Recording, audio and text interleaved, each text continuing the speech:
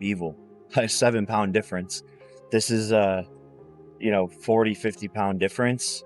I don't think people really want to risk losing or having a tough challenge or risk getting knocked out. It's his it's his weakness. His kryptonite is the faster guys who don't get hit by his big punches. Well, I'm honored to be here. I'm happy to be here. I think December 19th, I think the center's gonna be like buzzing, just crazy energy in the room. I think it's gonna be really good. So now, remember, I took a year out again. Away, the pressure continues to build. Jake Paul fine-tunes every aspect of his camp, pushing his conditioning, timing, and focus to their limits. Anthony Joshua mirrors that intensity, refining his power and accuracy, making it clear that both fighters are completely dialed in and ready for battle. Time to shock the world, baby. I'm gonna shock the world again. Motherfucking sauce. It draws closer. Attention stays locked on Jake Paul's camp as unexpected decisions shape his preparation. Rather than leaning on familiar voices, he turns to Don Charles, a coach known for developing Daniel Dubois at the elite level. The move sparks conversation because it signals a shift toward meeting true heavyweight demands instead of prioritizing spectacle. Training under Charles brings a sharper focus on structure, discipline, and controlled power. Analysts see this as an effort to prepare for genuine physical pressure inside the ring, with Anthony Joshua posing a vastly different challenge. This adjustment suggests Paul is taking the fight seriously. Every closed-door change now reinforces the idea that this matchup is more than just another event. Being brought in to work with Jake, but I don't know that Ben Davidson would do that. I don't know if just as AJ leaves to go train with, and this is why I say Ben Davidson, AJ has left to go and train with Usyk's team.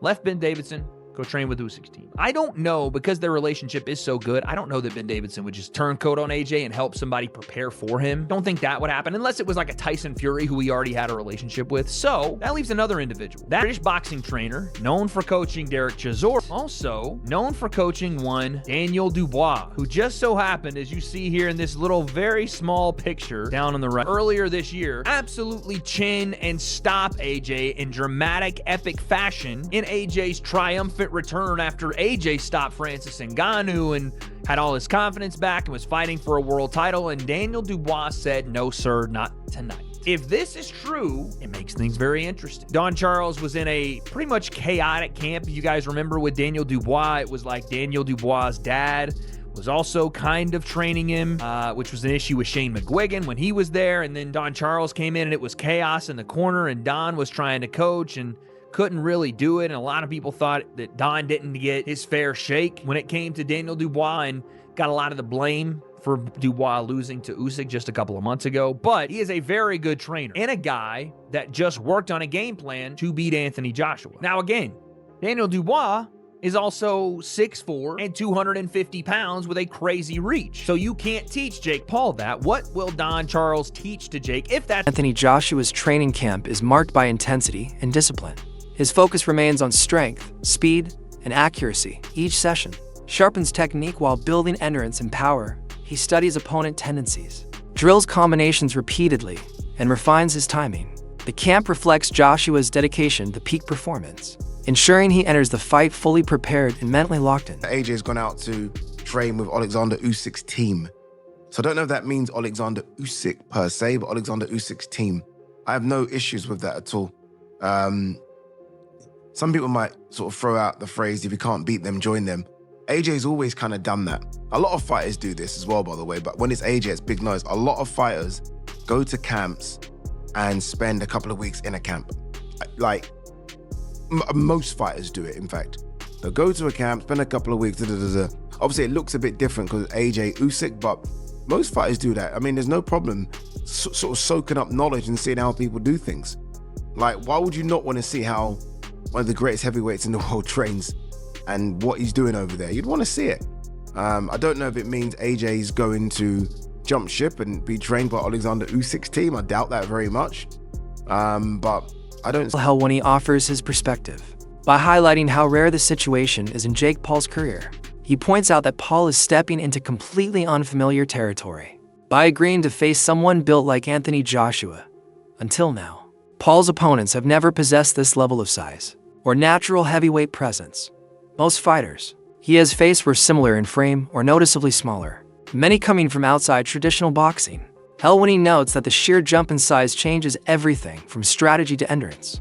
Differences in reach, strength, and overall mass create problems Paul has never had to solve.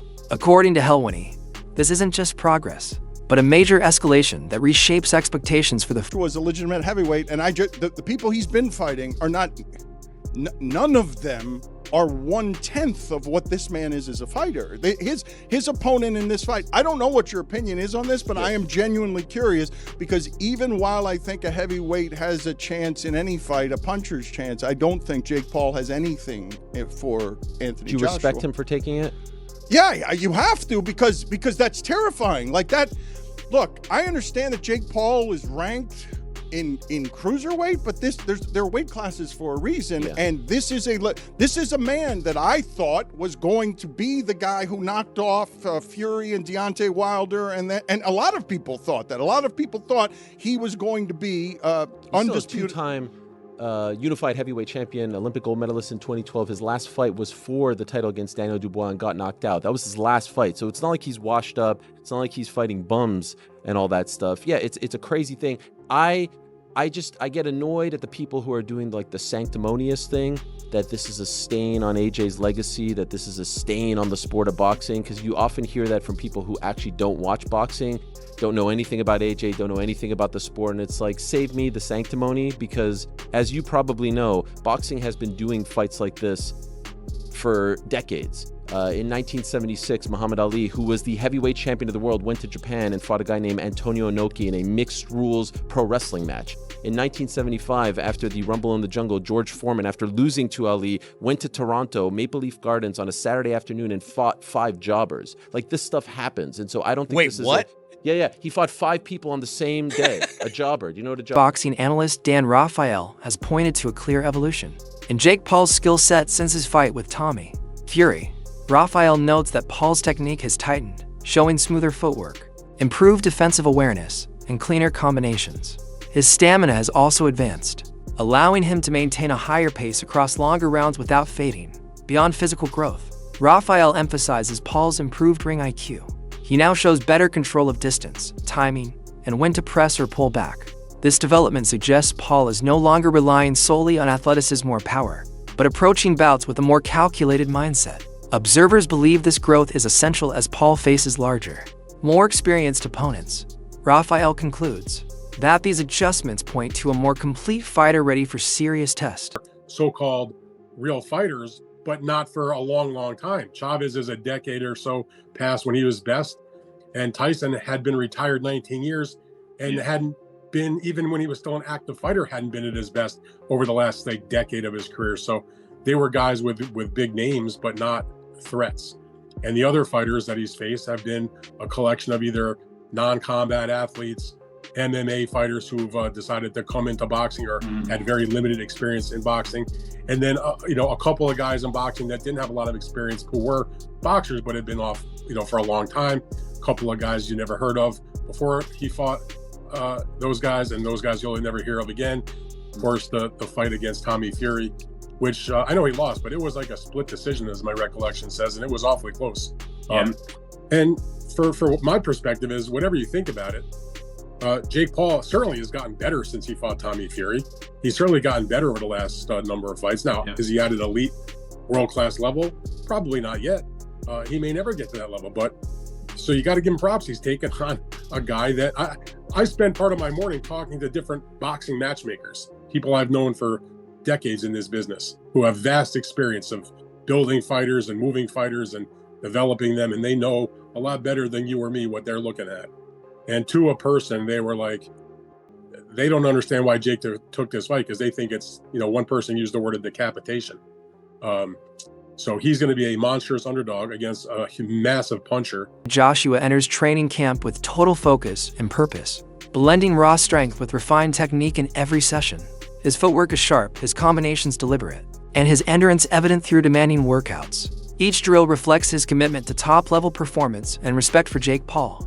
As a legitimate opponent, Joshua's preparation balances physical conditioning with mental sharpness, refining defense, timing, and strategy. Those watching note that his disciplined approach leaves no room for complacency.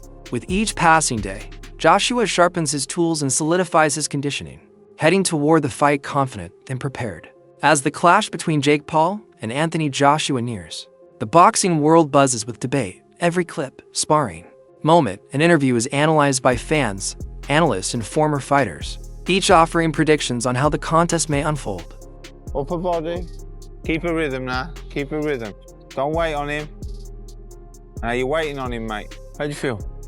Just be a bit sharper, mate. You're waiting on him again. You're letting him attack you and then you're trying to get away too late. Do you know what I'm saying? They come into the ring with a strategy and you have to eliminate their strategy. So that's why in sparring you work on just defending, moving out of range, going through the rounds and doing it. Defend the straight shots, that's it, good. Feet now, good. Little feint again, that's it. Just keep it simple, don't give nothing away, that's it, nice. That's lovely, but don't give nothing away now, don't rush nothing. That's it, ease away. No leaning, come on.